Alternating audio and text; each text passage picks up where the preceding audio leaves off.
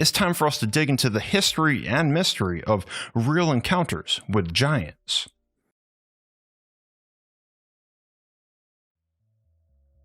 In 1539, an army of 600 soldiers and slaves trekked 4,000 miles through the forested wetland of what we now know as the southeastern United States.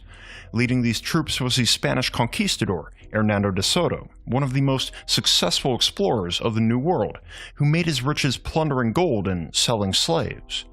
Among the native tribes, warnings of his expedition spread quickly. On October 5, 1940, De Soto and his men were resting in the remains of a village when, in front of them, the shaded forest began to rustle and a massive figure emerged. De Soto's private secretary, Rodrigo Rangel, was the one to record this encounter. Quote, "Seeing him, we paused, dumb with amazement. A great-limbed giant, the heads of our tallest men reached only to his breast." End quote. This towering native gazed down at the troop of silent Spaniards, then locked his eyes on Hernando de Soto. In rough, broken Spanish, the giant introduced himself as Black Panther, the son of the powerful chief Tuscaloosa.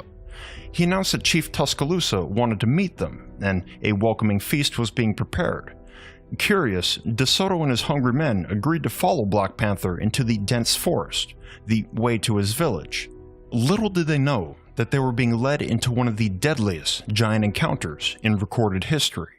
3 days had passed as Hernando de Soto and his army followed the indigenous giant who called himself Black Panther. Finally, they crossed through the edge of the thick forest into a sunlit clearing and laid their eyes on a large settlement guarded by towering barricades of heavy logs wrapped together with monstrous vines. They'd reached the domain of Chief Tuscaloosa, the tribal capital known as Mobila. And it wasn't so much of a village as it was a city. Black Panther guided them through the entrance. Inside, the Spaniards counted over 80 houses, some very large, with dry mud walls and roofs sealed by river cane and giant palm leaves. The young giant led them onward to a tall shaded mound in the distance.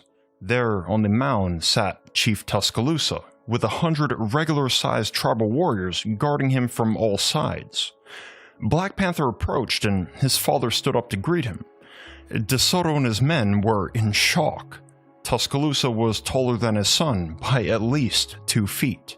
Quote, "A giant mightier than his son, with big-boned sinewy limbs, like a gnarled leafless tree. High up he towered. His speech was couched in fair expressions, yet beneath it I detected undertones boding but little good to me or mine." End quote.